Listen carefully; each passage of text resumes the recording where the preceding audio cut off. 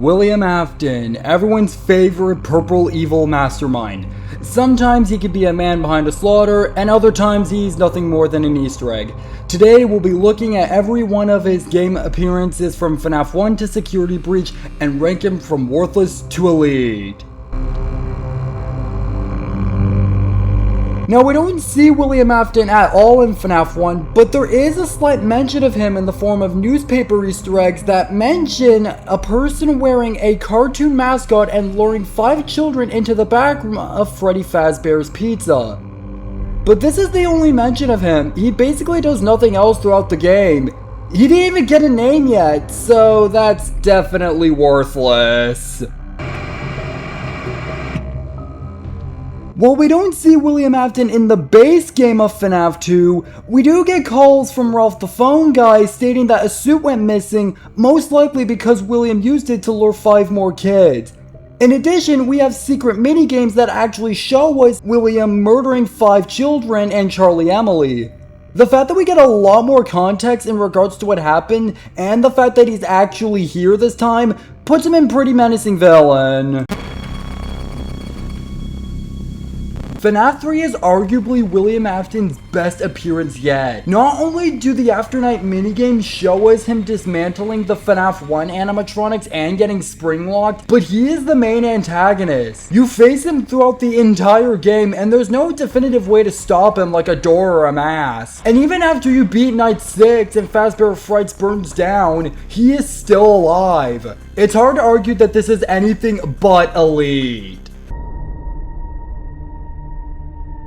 In FNAF 4, the only time we actually see William Afton is in one of the Afternight minigames where he's helping another person into a springlock suit. However, it is heavily implied that the nightmares we face throughout the entire game are gas experiments William is using on his own son Michael. But even though these guys look terrifying, they don't actually exist. They're just hallucinations. So this is gonna put FNAF 4 in a very weird spot, but I'm gonna put in typical bad guy considering the pros and cons weigh each other out.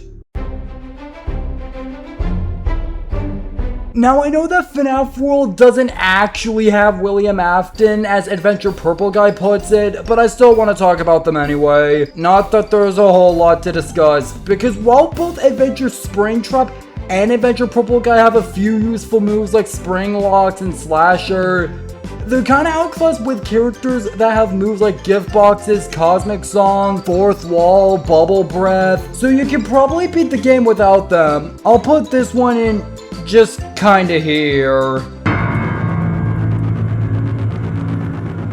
In sister location, William Afton created the Funtime animatronics who were not only designed to kidnap children, but Michael faces them throughout the whole game until he eventually gets scooped up by them and used as a body to escape William's bunker, leaving Michael as a weird purple zombie. After beating every mission in the custom night, we get a monologue from Michael swearing vengeance on William and Springtrap emerging from the shadows.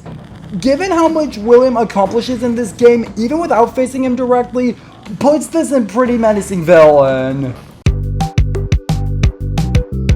FNAF 6 is a weird one because while William Afton is back to being an antagonist dealt with during the nights again, and there are also a bunch of secret mini-games that give a lot of context to what he did before the events of the game, he doesn't feel that different compared to the other scraps, not to mention his pretty controversial redesign. But honestly, given the fact that he's now an antagonist that you can deal with for most of the game, that does put him in pretty menacing villain.